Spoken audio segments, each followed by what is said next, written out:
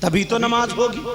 اور نبی ایک مرتبہ قبرستان سے نکل کے جا رہے تھے تو نبی نے ایک کھجور کی شاخ توڑی، اس کو چیرا، دو آدمیوں کی قبر تھی، ایک اس پہ گاڑ دی اور ایک اس پہ گاڑ دی۔ صحابہ نے پوچھا آقا ایسا کیوں کیا؟ جو بھی کام نیا ہوتا تھا نا پوچھتے تھے، توجہ رکھنا، ایسا کیوں کیا؟ نبی نے فرمایا ان دونوں قبر والوں پہ عذاب ہو رہا تھا اور یہ میں نے شاخ گاڑ دی ہے، جب تک یہ ہری رہے گی اس وقت تک یہ تسبیح پڑھتی رہے گی اور عذاب نہیں ہوگا۔ اسی لیے ہم پھول بھی ڈالتے ہیں تاکہ تسبیح بھی ہو جائے اور خوشبو بھی ہو جائے۔ جنہیں تسبیح اور خوشبو نہیں چاہیے، جو مر گئے مردود، جن کی فاتحہ نہ درود، ان کو تو چھوڑو، وہ تو یہاں بھی بدبودار وہاں بھی بدبودار۔ میں خوشبودار کی بات کر رہا ہوں، توجہ رکھنا۔ تو صحابہ نے پوچھا آقا ان پہ عذاب ہو رہا تھا؟ کہاں؟ ان میں سے ایک شخص وہ تھا جو پیشاب کے چھینٹوں سے نہیں بچتا تھا، پیشاب کرتا تھا، چھینٹاتے تھے، ناپاک رہتا تھا۔ تو اب سننا، پیشاب ناپاک، کوئی بیٹا پیشاب پینے لگے، باپ کہے ہٹ ہٹ ہٹ، ماں اسے کھانا نہیں، ہٹ ہٹ ہٹ، اس کے برتن الگ کر دیے جائیں گے۔ شاباش، بہت اچھا، ایسے ہی کرو۔ بعض فقہا فرماتے ہیں، مسئلہ سن لینا، میں آنکھیں کھول کے کرتا ہوں تاکہ ایک ایک بات، اور اگر ادھر ادھر کرو گے تو میں ہٹ جاؤں گا۔ بڑی محنت سے بلایا، بڑی مشکل سے تاریخ، تو کچھ باتیں دے کے جاؤں میں تمہیں۔ فقہا فرماتے ہیں جیسے پیشاب ناپاک ہے ویسے ہی شراب ناپاک ہے۔ ناپاکی میں پیشاب کی طرح شراب اگر کپڑے پہ لگ جائے تو جیسے پیشاب 1 درہم سے زیادہ، ایسے ہی شراب 1 درہم سے زیادہ، تو وہ کپڑا ناپاک۔ اب کیسا یار مولا کائنات حضرت علی آئے ہے کرم اللہ وجہ کریم کا چاہنے والا ہے کہ جس منہ سے آقا کا نام لے اس منہ سے شراب پیے، اس منہ سے شراب پیے۔ اب حضرت علی کی بات سنو، قرآن میں بسم اللہ الرحمن الرحیم وَيَسْأَلُونَكَ عَنِ الْخَمْرِ وَالْمَيْسِرِ قُلْ فِيهِمَا إِثْمٌ كَبِيرٌ۔ اس کی جو شان نزول ہے، اعلیٰ حضرت نے جو ترجمہ لکھا ہے، اس کے صفحے پر ادھر حاشیہ ہوتا ہے نا، اس میں گھر جا کے دوسرے سپارے کی آیت ہے نا صاحبی، بولو نا، حافظ نہیں ہو؟ اچھا یہ حافظ، دوسرے سپارے کی آیت ہے، یہ گھر جا کر کے دیکھنا، ادھر شان نزول میں ایک واقعہ لکھا ہے، وہ بتانا چاہتا ہوں، حضرت علی سے متعلق ہے۔ حضرت علی کیا فرماتے ہیں سنو۔ آج کتنے لوگ شرابیں پی رہے ہیں، کتنے لوگ بیئر پی رہے ہیں شراب کے نام پر، اور اگر بیاہ شادی ہو جائے تو پہلے تو لوگ ناچنے والی عورتوں کو لاتے تھے جن کو نچنیے رنڈی وغیرہ بولتے، اور پھر اس کے بعد پیسے تھوڑے کم ہو گئے، وہ زیادہ لینے لگی تو آدمیوں کو لانے لگے جن کو بھانڈ بولتے ہیں، ان کو عورتوں کے کپڑے پہنائے، جھوٹی عورتیں وہ، ارے سچی تھوڑی تھی، نقلی تھی، ان عورتوں جیسے کپڑے پہنائے، کریم پاؤڈر لالی بالکل عورتوں کی طرح بنایا، انہوں نے اپنے دل بہلا لیا، ان کو نچا دیا۔ اور اب تو بس لانے کی ضرورت، ڈی جے رکھو، محلے کے گھوڑے کافی ہیں، محلے میں اتنے گھوڑے مل جائیں گے، نچکئیے ناچنے والے اتنے مل جائیں گے، اور اماں سمجھائے گی نہیں، پھپھو خالہ سمجھائے گی نہیں، چھت پہ کھڑے ہو کے دیکھ رہی ہے، بیٹا ناچ رہا، بھتیجا ناچ رہا، بھانجا ناچ رہا، اجی شیٹ اتار کے گھما رہا، ننگا ہو گیا کہیں کا ننگا، پینٹ نکلی جا رہی ہے اس نچکئیے کی، بعد میں اماں بھیج رہی ہے 20 کا نوٹ لے جاؤ۔ اس سے پوچھو کولے مٹکارے آئے، گانے پہ ناچ رہا ہے، شرم و حیا غیرت کرو۔ یہ کولے کسے دکھا رہا ہو؟ کس کے سامنے کولے مٹکا رہے ہو؟ چھت پہ تمہاری اماں کھڑی ہے، دیوار پہ تمہاری بہن کھڑی ہے، دروازے پہ تمہاری بھانجی کھڑی ہے، کم سے کم اپنی بہن بھانجی کی تو شرم و حیا کرو، غیرت کرو کچھ۔ ارے کسے کولے دکھا رہے ہم؟ کیوں ناچ رہے ہم؟ شرم و حیا غیرت کرو۔ پہلے کا مسلمان حفاظت کرتا تھا بہن بیٹی کی، آج اپنی بہن بیٹی کو ناچ دکھا رہا ہے۔ قرآن کی ذرا آیت سنو، اللہ فرماتا یا ایھا الذین آمنوا قوا انفسکم واہلیکم نارا، اے ایمان والو اپنے آپ کو اور اپنے گھر والوں کو جہنم کی آگ سے بچاؤ۔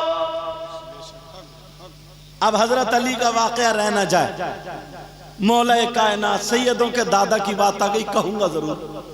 جو شراب پینے والے ہیں اور مولا کائنات سے محبت کرتے ہیں، آج سے توبہ کر لینا، انشاءاللہ کربلا والوں کا صدقہ تمہارے گھر میں برسے گا انشاءاللہ۔ سنو، حضرت علی فرماتے ہیں، آقا فرماتے ہیں، آئے ہائے کیا کہتے ہیں؟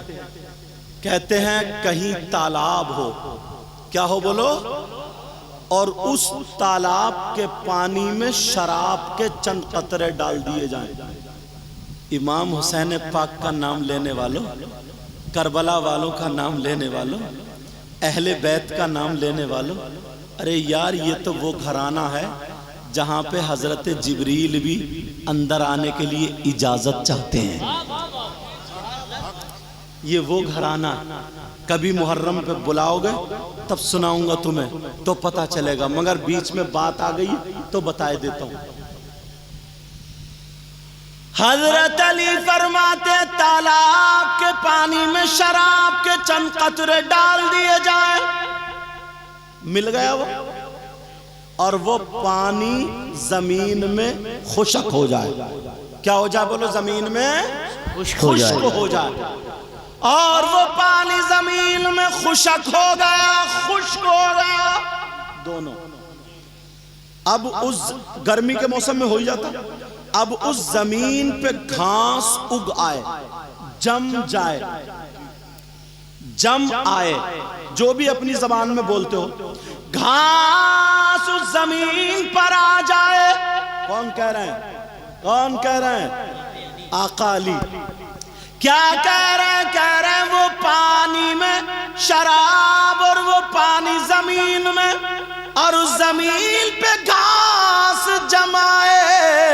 آقا علی فرماتے ہیں اب اس گھاس کو اگر میری بکریاں چر لے، میری بکریاں کھا لے، آقا علی فرماتے ہیں علی وہ ہے کہ ان بکریوں کا دودھ بھی نہیں پیے گا۔ آئے ہائے ہائے ہائے۔ آقا علی فرماتے ہیں شراب پانی میں، پانی زمین میں، زمین میں گھاس، گھاس بکریوں کے پیٹ میں۔